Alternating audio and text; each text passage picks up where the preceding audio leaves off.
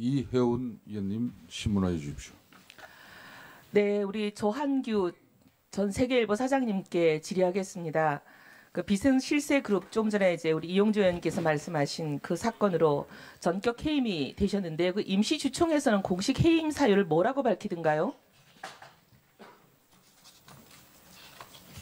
임시주총 예.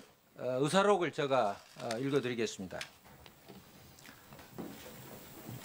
임시의장은 사내이사 조한규가 대표 이사직을 충실히 수행할 수 없기에 참석 주주들에게 사내이사 조한규 해임안에 대해 상세히 설명하고 해임 방법을 묻자 참석 주주 전원이 그러면 여기에서 요지는 충실히 수행할 수 없다는 이야기는 청와대로부터 압력을 받기 때문에 사장직을 충실히 수행할 수 없다 이런 뜻입니다. 네네.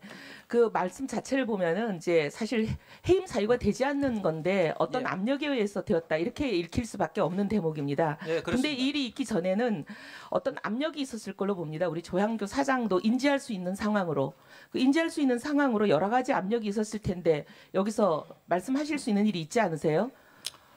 그러니까 우선 이제 고소 고발이 있었고요. 네, 그다음에 아니 뭐 길게 얘기하실 필요 없이 한학자 총재에게 하와이 체류 중인 한학자 총재에게 제가 듣기로는 조사장을 해임하지 않으면 통일교회 판도라 상자를 열겠다.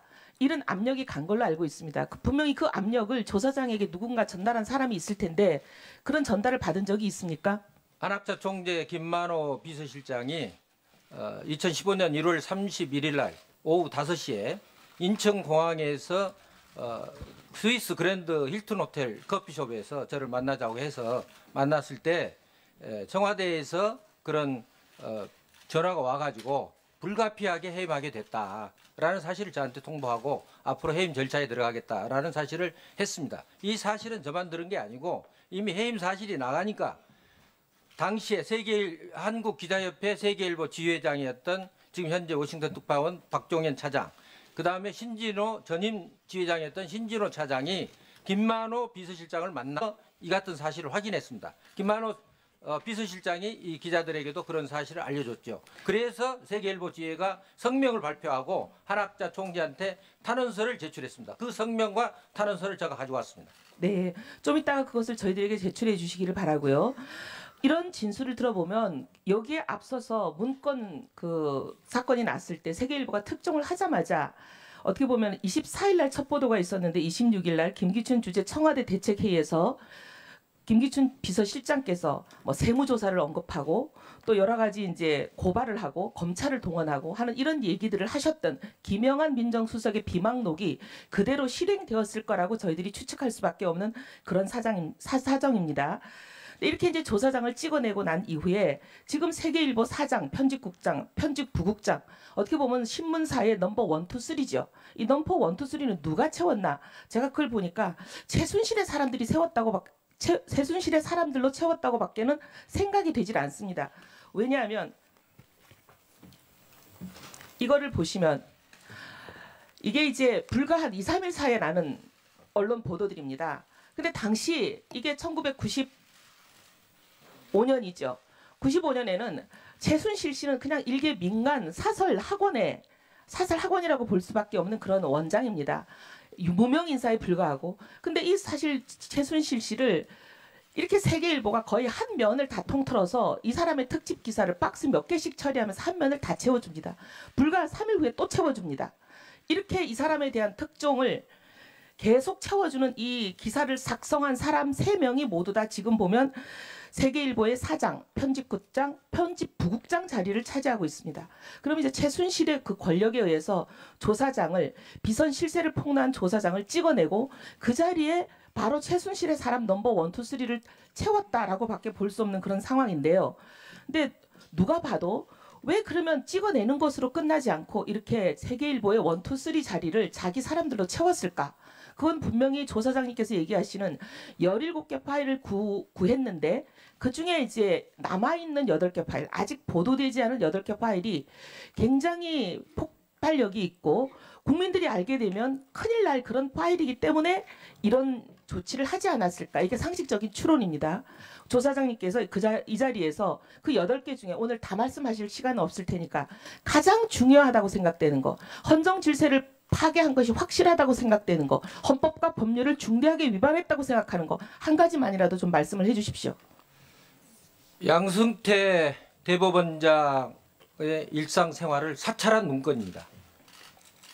아니 지금 상권 분립을 뿌리쳐 흔들고 그럼 행정부에 수반인 대통령이 계시는 청와대가 사법부, 그것도 사법부의 수장인 대법원장을 사찰을 했다는 얘기입니까? 이게 헌정사상 처음 있는 일 아닙니까? 그렇습니다. 삼권 분립이 붕괴된 것이고요. 헌정 질서를 유린하는 것입니다. 이것은 명백한 국헌 문란입니다. 이거는 법률을 위반한 것을 넘어서서 이건 헌법을 심각하고 중대하게 위반한 겁니다. 이건 그냥 넘어갈 수가 없는 일입니다. 이거는 명백한 만약에 근거가 있다면 이거는 탄핵 사유가 되는 것일 뿐만이 아니라 이것은 우리 위원회가 우리 위원장님께 부탁드려야 될 것은 이게 만약에 구체적인 방법이 드러난다면 예를 들면 불법 도감청이 있었다든지 어떤 방법으로 사찰을 했는지가 드러난다면 각종 법률 위반이 수없이 나올 수 있는 부분입니다. 이것은 각종 법률에 따라서 우리가 특검에 반드시 이 수사가 포함이 되어야 될 것을 우리 위원회 이름으로 요청도 해야 될 뿐만 아니라 이건 보통 사안이 아닌데 그동안 김영한 민정수석의 비망록에 보면 각종 사법부에 대한 길들이기, 사법부에 대한 개입, 탄압 또는 사법부에 대한 사찰 이런 것들을 의심을 가지게 하는 많은 일들이 있었습니다. 그런데 예를 들면 법원 영장과 당직 판사는 가려서 청구해라. 뭐 법원이 지나치게 강대하고 공룡화되고 있으니까 견제 수단이 생길 때마다 찾아가서 검찰 입장을 전달해라. 뭐 한두 개가 아닙니다. 근데 이게 그러면 의혹만이 아니라 사실로 확인될 수 있는 순간입니다.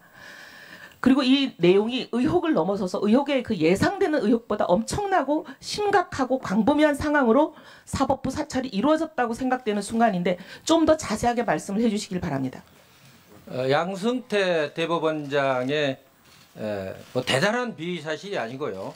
뭐 등산 등 일과 생활을 낱낱이 사찰해가지고 청와대에 보고한 내용과 그다음에 당시 2014년 춘천지방법원장으로 재직하고 있던 최성준 지방법원장의 뭐 예를 들면 관용차의 뭐 사적 사용이라든지 대법관 진출을 위한 뭐 운동이라든지 이런 내용을 포함한 2건의 문건이 사찰 문건이 된 겁니다. 이거는 부장판사 이상 사법부 모든 간부들을 사찰한 명백한 증거입니다. 예. 이거는 헌정 질서를 문란시키는 중대한 사건입니다. 예. 예, 이혜원 의원 어서 진행. 필요하시면 제가 자 정의는 그 증거 우리 위원들이 증거를 요청한- 제출하겠습니다. 위원회. 예, 위원장님 질의에 저 답변만 의사 해주십시오. 진행 발언하겠습니다. 지금 조한규 증인이 얘기한 저 증거 자료를 저희 위원회가 제출토록 요구하고요. 이걸 특검에도 넘길 뿐만이 아니라 우리는 이것을 명백하고 완전히 엄정한 수사가 이루어지도록 우리 위원회 차원의 모든 노력을 다해 주시기를 부탁드립니다. 예, 이혜원 위원의 요청 정당한 요청이고 합당하다고 보여집니다. 그렇기 때문에 조한규 정의는 좀 전에 정원 답변한 내용이 있으시죠? 가지고 있습니다. 예, 그 가져왔습니다. 자료를 우리 위원회 일체에 제출해 주시면은 그 불법 부당성에 대해서 특검 등 여러 조치를 통해서 그 문제는 반드시 문제를 삼도록 하겠습니다. 일체를 제출하겠습니다. 예. 다음은